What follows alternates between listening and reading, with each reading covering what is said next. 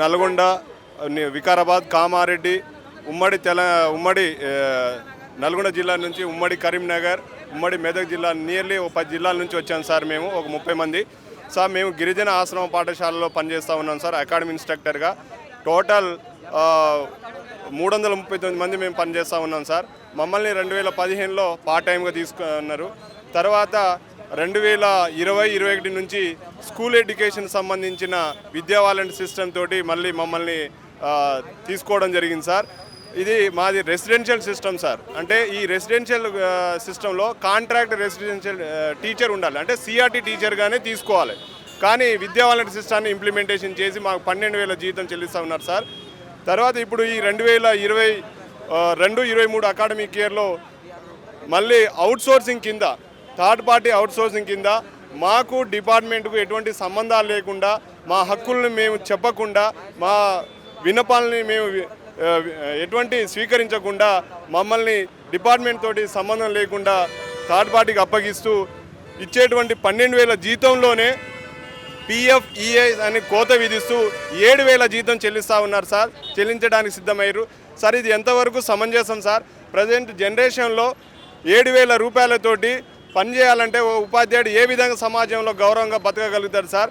మేము డిపార్ట్మెంట్ వాళ్లకు ఎన్నోసార్లు రిప్రజెంటేషన్ చేయడం జరిగింది, అయినా కానీ మా సమస్యలు పరిష్కరించలేదు సార్. గత ప్రభుత్వంలో కూడా 9 సంవత్సరాల నుంచి మేము తిరుగుతూ ఉన్నాం. మా ప్రధానమైన డిమాండ్ సార్, ఐటీడీఏ పరిధిలో డైరెక్ట్గా గిరిజన ఆశ్రమ పాఠశాల ఉపాధ్యాయులను సిఆర్టీగా తీసుకున్నప్పుడు నాన్ ఐటీడీఏ పరిధిలో ఉన్నటువంటి పాఠశాలల్లో కూడా సిఆర్టీలుగా మమ్మల్ని గుర్తించాల. రెండోది, ఇచ్చినటువంటి జియో నెంబర్ 1327ను రద్దు చేసి దాని స్థానంలో సిఆర్టీ సంబంధించిన జీవోను తీసుకురావాల. మూడోది సార్, గత 7 నెలల నుంచి మాకు ఇంతవరకు జీతాలు కూడా అందలేదు. ఈ జీతాలని కూడా థర్డ్ పార్టీ అవుట్సోర్సింగ్ కింద ఇస్తామని, అది 12,000 రూపాయల్లో మిగతా కోతలు విధిస్తూ ఏజెన్సీ సర్వీస్ ఛార్జ్ కింద ఇస్తూ మాకు ఇవ్వాలని చెప్తా ఉన్నారు సార్. ఇవి జీతాలను మేము తీసుకోవడానికి సిద్ధంగా లేము. సిఆర్టీగా గుర్తించి సిఆర్టీలతో సమానంగా జీతాలు ఇస్తేనే మేము తీసుకుంటాం. లేని ఎడల మేము డిపార్ట్మెంట్కు, ప్రభుత్వానికి స్వచ్ఛందంగా ఫ్రీ సర్వీస్ చేయడానికి కూడా మేము సిద్ధంగానే ఉన్నాం. కానీ మా బాధల్ని, మా కుటుంబాలను, మా పిల్లల్ని కూడా మా బాధ సాధనని గమనించి మాకు న్యాయమైన సిఆర్టీని గుర్తిస్తూ సిఆర్టీ వేతనం అందిస్తారని మేము వేడుకుంటున్నాం సార్ ప్రభుత్వాన్ని. నిన్న ఈరోజు ప్రజా దర్బార్లో కూడా మేము రిప్రజెంటేషన్ చేయడం జరిగింది. నిన్న ముఖ్యమంత్రి గారిని కూడా కలవడం జరిగింది, సంబంధిత డిపార్ట్మెంట్ డైరెక్టర్ని కూడా కలవడం జరిగింది. సో మినిస్టర్ సీతక్క గారిని కూడా కలవడం జరిగింది. సో దయచేసి మా విషయంలో న్యాయం చేసి మాకు సిఆర్టీ గుర్తిస్తూ సిఆర్టీ గౌరవేతనం ఇవ్వగలని కోరుతా ఉన్నాం సార్. సీతక్క గారు స్పందించారేమన్నా? సార్, సీతక్క గారు కూడా మంచిగా స్పందించడం జరిగింది సార్. మా సమస్యల్ని సంబంధిత ట్రైబల్ డిపార్ట్మెంట్కు మేము రిప్రజెంట్ చేస్తామని మేడం గారు చెప్పడం జరిగింది సార్. ఇప్పుడు ఇక్కడ ఇచ్చారుగా, ఇక్కడ అధికారులు ఏమన్నా స్పందించారా? ప్రజా దర్బార్లో సార్ అధికారులు కూడా మంచిగా చాలా రిసీవ్ అయింది, చాలా బాగుంది సార్. సో గత ప్రభుత్వానితో పోల్చుకుంటే ఈ ప్రభుత్వానికి చాలా ప్రజాప్రభుత్వం అంటే కళ్ళారా మనం చూడవచ్చు సార్. వేల కొద్ది పబ్లిక్ వస్తూ ఉన్నారు, వాళ్ళ యొక్క సమస్యలను ఇస్తూ ఉన్నారు, రిప్రజెంట్ చేస్తూ ఉన్నారు సార్. చాలా సంతోషం సార్. మేము కంటి వెలుగు ప్రోగ్రాంలో 120 మంది డ్రైవర్లమి 120 మంది వెహికల్స్ నడిపామండి. జనవరి నుంచి జూన్ వరకు. జూన్ మంత్ సంబంధించిన బిల్లులు మాకు 26 లక్షల రూపాయలు రావాలి మాకు. దాని గురించి మేము టోకన్ నెంబర్లు వచ్చినాయి, ఆ టోకన్ నెంబర్లు పట్టుకొని ఎంతైనా మనకు బిల్లులు పాస్ చేస్తలేరండి. ప్రజావాణిలో 29వ తారీఖు నాడు వచ్చి అప్లికేషన్ ఇచ్చాము. అప్పుడు ఐఏఎస్ ఆఫీసర్లు 4 కూర్చుని పెట్టారు, ఐఏఎస్ ఆఫీసర్లకే ఇచ్చినాము. అయినా కానీ ఇప్పటివరకు మాకు టోకన్ నెంబర్లు పాస్ కాలేదు. ఓన్లీ 26 లక్షలండి. 120 మంది డ్రైవర్లు డీజిల్ పోసుకోలేక, ఈఎంఐలు కట్టుకోలేక కుటుంబ పోషణ భారంగా మారిపోయింది. అయినా మాకు బిల్లులు పాస్ చేయట్లేదు. ఇది 3వసారి అండి నేను అప్లికేషన్ ఇవ్వడం. ఇక్కడ వచ్చి నాకు మెసేజ్ వస్తుంది కానీ ప్రాబ్లం క్లియర్ అయితే లేదు. సెక్రటరియట్ 3 సార్లు పోయాను. ఎవరికి? ఫైనాన్స్ సెక్రటరీ రామకృష్ణరావు సార్ దగ్గర కూడా పోయాను.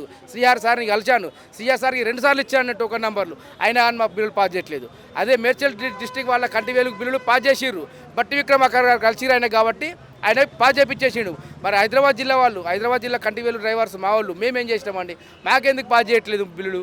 26 లక్షల రూపాయలు అండి డ్రైవర్లు. ఒక్కొక్కరికి 50,000 బిల్లులు రావాలి, 120 మంది డ్రైవర్లు మొత్తము.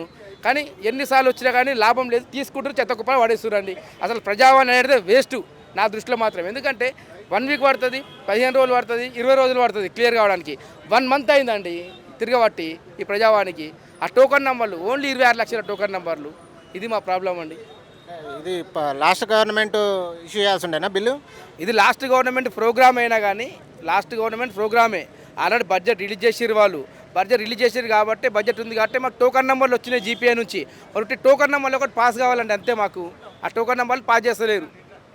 ఎందుకు పాస్ చేస్తలేరు అనుకుంటున్నారు? బడ్జెట్ లేదంటున్నారు, పైసలు లేవంటున్నారు. ఏమనంటే 26 లక్షలు అండి. గవర్నమెంట్కి 26 లక్షలు భారంగా మారిందా? ఇన్ని కోట్ల బడ్జెట్, ఇంతగా లక్షల బడ్జెట్ అంటారు కదా, మరి 26 లక్షలు భారంగా మారిందా? మేము డ్రైవర్లు, గరీబోళ్ళు, డీజిల్ పోసుకొని బండి నడిపిన వాళ్ళము, ఈఎంఐలు కట్టలేకపోతున్నాము, డీజిల్ పోయలేకపోతున్నాము. ఇది ఇంత ప్రాబ్లం అయిపోయింది డ్రైవర్లకు పాపం. ఇది మీ దగ్గర ఇష్యూ అయింది, మా దగ్గర కాలేదు, మీరు అడగలేదా? ఏదండి వేరే దగ్గర ఇచ్చారన్నారు కదా. అడిగాను నేను. మేడ్చల్ డిస్ట్రిక్ట్ ఆ రోజు బట్టి విక్రమార్క కలిచారు ఇక్కడ ఆయనకి. మేడ్చల్ డిస్ట్రిక్ట్ ఆయన ఏదైతే కాంట్రాక్టర్ ఉంటాడో ఆయన వస్తే బట్టి విక్రమార్క కలిచారు. ఇది పాస్ చేయండి అని చెప్పాడట. ఆయనకు అదే రోజు 2 గంటలు వేసిరండి. కానీ ఇప్పుడు వస్తే ఏ మినిస్టర్ కలుస్తలేడు, నా ఎమ్మెల్యే కలుస్తలేడు, నా ఎవ్వరు కలుస్తలేరు ఇక్కడ. ఆయనకు అట్లా వేసిరు కాబట్టి అని చెప్పి నేను వచ్చినాను. ఎవరు కలుస్తలేరు ఇక్కడ. ఓన్లీ కౌంటర్లు పెట్టిరు అంతే. బట్టి విక్రమార్క కలపారు ఒకసారి. బట్టి విక్రమార్క కూడా సెక్రటరీలో కలిసి లెటర్ ఇచ్చినానండి, అయినా కానీ చేస్తలేరు. ఇది పరిస్థితి అండి మాది. అంటే సొల్యూషన్ ఏమనుకుంటున్నారు? ఏమనుకుంటారంటే దయచేసి ముఖ్యమంత్రి గారు చొరవ తీసుకోవాలి, ఫైనాన్స్ డిప్యూటీ సీఎం గారు చొరవ తీసుకోవాలి. మళ్ళీ ఇలాంటి డ్రైవర్లను కానీ ఇలాంటి సతాయించొద్దండి. చిన్న అమౌంట్ అది 26 లక్షలు పాస్ చేయగలరని కోరుతున్నామండి. మధ్యాహ్న భోజన కార్మికులము. 6 నెలల నుంచి జీతాలు లేవు మాకు. జీతాలు లేవు, బిల్లులు లేవు, ఏం లేవు. టిఫిన్ పెట్టమని గవర్నమెంట్ దిగో ఇచ్చింది కదా, దానికి మాకు టిఫిన్ పెట్టడానికి పాత్రలు లేవు. పెట్టుకున్నాం, ఇంకేం రాలే కదా. చేసినాము, అప్లికేషన్ చేసినాం కానీ ఇంకా రిటర్న్ మాకేం చెప్పలేరు కదా, ఇచ్చేసి వెళ్ళిపోతున్నాం.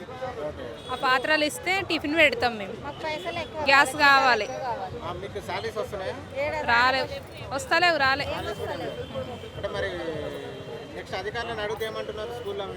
స్కూల్ ఏమంటారు అంటే మాకు తెలియదు, మీద పోయి పోండి, మేము కాలు చేపించటం కానీ ఇచ్చటం కానీ పైన పోయి అడుగుకోండి అంటే బంద్ చేయండి అంటే చెయ్యాలనే కోరుకుంటున్నాం. ఇంకేం చేస్తాం? టైంకు బిల్లు రావాలి. 8 రూపాయలు గుడ్డు ఇస్తున్నారు మాకు. షాప్లోనేమో ఎవరు ఇస్తలేరు. గుద్దెర ఏడికెళ్ళి తెచ్చి పెట్టాలి.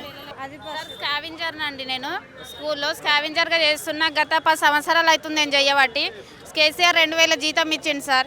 ఇప్పుడు 4 సంవత్సరాలు అవుతుంది డ్యూటీల నుండి తీసేసి గ్రామ పంచాయతీకి ఇచ్చిండు. మరి మేము ఎట్లా బతకాలి? మా పరిస్థితి ఏంది? 4 సంవత్సరాల నుండి రూపాయి జీతం లేదు మాకు. గుడ్లు పెట్టమని ఆర్డర్ ఇచ్చారు, గ్రామ పంచాయతీలు చేసలేరు. టీచర్లు మమ్మల్ని పెట్టుకుర్రు. 1500 గ్రామ పంచాయతీ నుండి ఇస్తారు. గుడ్లు పెట్టమన్నారు, 5 రూపాయలకు ఒక గుడ్డు కట్టిస్తారు. మాకు 7 రూపాయలు పడుతున్నాయి చిల్లర. మేము ఏడికేం తెచ్చి కట్టాలి? 7 రూపాయలు 50 పైసలు పడుతున్నాయి. ఏడికేం తెచ్చి కట్టాలి? ఎట్లా కట్టాలి? కనీసం మాకు ఒక 10,000 జీతం చేస్తానన్నా ఉంటుంది కదా సార్. అసలే లేని మేము ఏడికేం చేయాలి? ఎక్కడ చేయాలి? ఏం చేయాలి? ఏం అర్థమవుతలేదు. చెట్లు పెట్టమంటారు, అది చేయమంటారు, ఇది చేయమంటారు. అన్నీ చేసి వేస్ట్ అవుతుంది సార్. మేము కనీసం మాకు 10-12 వేల జీతం అని ఇస్తే ఒక ఉంటుంది కదా సార్. పిల్లలను ఎట్లా నడుపుకోవాలి? మేము ఎట్లా బతకాలి? మా పరిస్థితి రేవంత్ రెడ్డి కనుక్కొని మాకు జీతం పెంచాలని కోరుకుంటున్నాం సార్. నేను ఇబ్రహీంపట్నం, మాది ముక్కునూరు గ్రామం, జిల్లా రంగారెడ్డి. నేను ట్రాన్స్ నేను 20 సంవత్సరాలు అవుతుంది సర్జరీ చేయించుకొని. నేను వెహికల్ నడుపుతున్నాను. ఒక 15 సంవత్సరాల నుంచి వెహికల్ నడుపుతున్నాను. 5 సంవత్సరాలు నేను ఆటో నడుపుకుంటూ జీవనం సాగించాను. కరోనా వచ్చిన నుంచి కరోనాలో సరుకులు పంచాను మా ట్రాన్స్ కమ్యూనిటీకి అందరికి. అలా అక్కడి నుంచి గూడ్స్ వెహికల్స్కి వచ్చాను. గూడ్స్ వెహికల్లో ఒక ఆటో తీసుకున్నాను. అది ఏమైందంటే మేము ఓసి రెడ్డి, మాకు ఎలాంటి పథకాలు లేవు. నేను ఫైనాన్స్లో నెలకి 30,000 కట్టే విధంగా ఆటో తీసుకున్నాను. దళిత బంధు స్కీమ్ వల్ల చాలామందికి ఆటోలు ఇచ్చారు. ఏదైతే బడా డోస్టులు ఉన్నాయో అవే ఇచ్చారు. దానివల్ల ఏమైందంటే మాకు ఎఫెక్ట్ పడ్డది. ఆటో కోల్పోయాను, ఫైనాన్స్ వాళ్ళు తీసుకెళ్లారు. అంటే ఇక్కడ ఆ స్కీమ్ తప్పని అనట్లేదు. ఏమైందంటే వాళ్ళు 500 కోవడం, మేము 1000 రూపాయలకు వెళ్ళడం, ఇలా జరిగింది. అలా మేము చాలా లాస్ అయ్యాను. ఇప్పుడు డ్రైవర్గా వెళ్తున్నాను, డీసీఎం వెహికల్ నడుపుతున్నాను. నాకు ఒక డీసీఎం వెహికల్ లోన్ గురించి నేను వచ్చానండి. అక్కడ అప్లై చేశాను, మంచిగా స్పందించారు. అలాగే ఇల్లు కూడా లేదు నాకు. నా ఇల్లు ఎలా ఉంటుందంటే డబ్బతో కట్టుకున్న ఇల్లు అండి. నేను సదాగా నా కాళ్ళ మీద నేను నిలబడాలని ఇల్లు అమ్ముకొని ఇలా కట్టుకున్నాను. నేను 10 సంవత్సరాలలో ఎన్నో ప్రజల వద్దకు సంక్షేమాలు తీసుకొచ్చామని గొప్పగా చెప్పుకునే ప్రభుత్వానికి ఇది అండి ఒక ట్రాన్స్జెండర్. ఈ రాష్ట్రంలో ఇప్పుడు కాదు, ఇంతకుముందుకు 10 సంవత్సరాలు ఈ రాష్ట్రంలో ఎందుకు పుట్టానా అనిపించింది, నాకు సిగ్గుసేటుగా అనిపించింది బీఆర్ఎస్ ప్రభుత్వం పనితీరు. కనీసం పింఛన్ కూడా లేదు. కష్టపడి పని చేసుకున్న వాళ్ళని గుర్తించాలి, ఇట్లా గుర్తించలేదు. ఇప్పుడు ఇక్కడి వరకు వచ్చామంటే ప్రజా పరిపాలన నడుస్తుంది, చాలా సంతోషంగా ఉంది. లోపలికి వెళ్ళొచ్చాను నేను, నాకు న్యాయం జరుగుతుందని చాలా గట్టి నమ్మకం ఉంది నాకు. నేను అంత అలికిగా నమ్మను ఎవరిని, కానీ నాకు నమ్మకం కలుగుతుంది.